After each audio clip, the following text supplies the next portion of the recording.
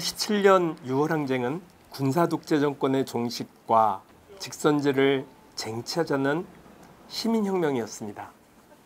청주에서도 당시 6월 시민항쟁은 뜨겁고 치열했죠.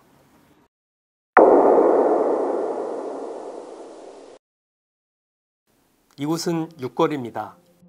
오늘은 인권연대 숨에서 주최하여 그날의 현장을 직접 순례하는 행사를 갖게 되었는데요. 육거리는 6월 항쟁 이전에도 소머리 시위 등 농민들의 시위가 열리던 곳이었죠. 인근의 6월 항쟁의 진원지라 할 수 있는 제1교회가 있고요. 이곳이 저희들의 첫 방문지입니다.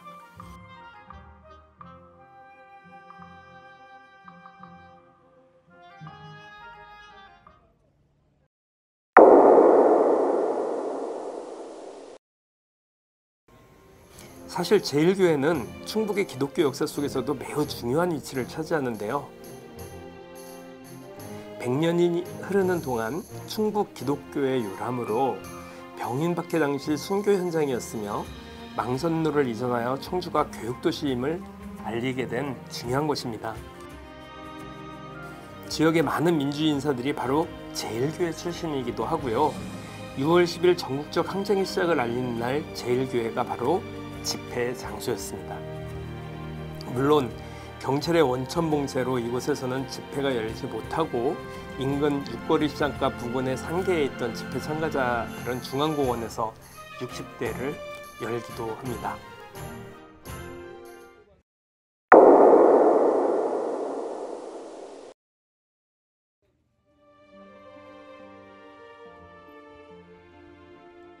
이곳은 난궁병원인데요. 청주의 6월 항쟁에서 난궁병원은 매우 중요한 항쟁 장소입니다. 집회 시위가 열리는 가운데 군중에게 밀리던 경찰차에 어린이가 숨지는 일이 발생을 했어요. 바로 이곳 난궁병원에 그 어린이가 안치가 되면서 이곳을 거점으로 장례가 치러지는 동안 시위대가 집결하던 장소이자 투쟁의 장소였기 때문입니다.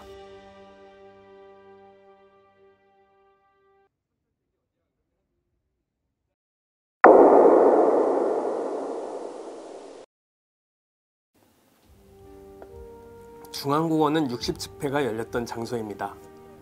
이곳 표지판이 그것을 증명하고 있죠. 사실 중앙공원은 청주시의 정체성을 알 수 있는 상징적 유물들이 많은 장소여서 제가 자주 찾곤 하는 곳입니다.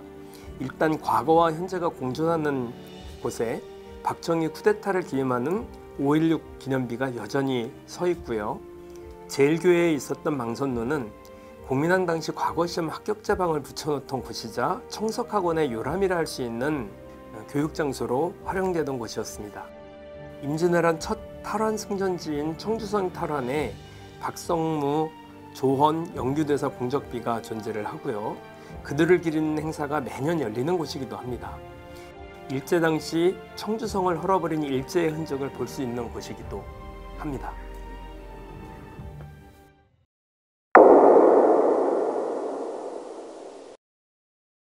중앙공원을 나오면서 주로 집회가 열리던 곳이 바로 당시 국민은행 앞입니다. 100년이 넘었다는 우체국도 주로 집회가 열리던 곳이죠. 이곳에서 시위를 하고 있으면 마스크며 음료수와 빵을 던지는 시민들 덕에 감동과 힘을 내던 기억이 지금도 새롭습니다.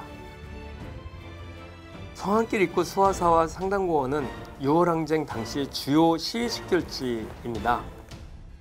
시민들이 많이 모였을 때에는 제가 앞에서 시위대를 향해서 바라보면 상당공원에서 거의 대교까지 사람들이 모인 듯이 보이기도 했고요. 어떤 때는 육거리 쪽까지 사람들이 모이게 되는 큰 집회 장소였습니다. 늘 상당공원 쪽에서 당시 경찰청 쪽으로 전경들이 늘 막고 서 있었습니다.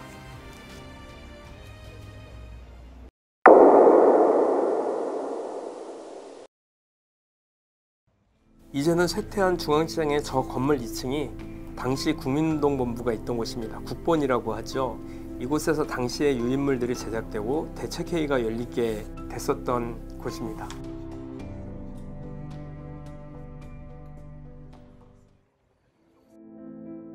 유월항쟁 32년 만에 당시의 거리들을 돌아보면서 민주주의는 거저 얻는 것이 아니라는 생각과 작년 촛불로 이어진 현재 진행형이 바로 유월항쟁이었다는 생각을 하게 됩니다.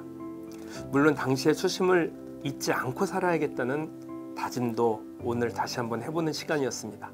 함께 이 길을 걸어주신 분들께 고맙다는 감사의 인사를 드립니다. 이것으로써 오늘 그 유월항쟁길 투어 마치도록 하겠습니다. 수고하셨습니다. 감사합니다. 감사합니다.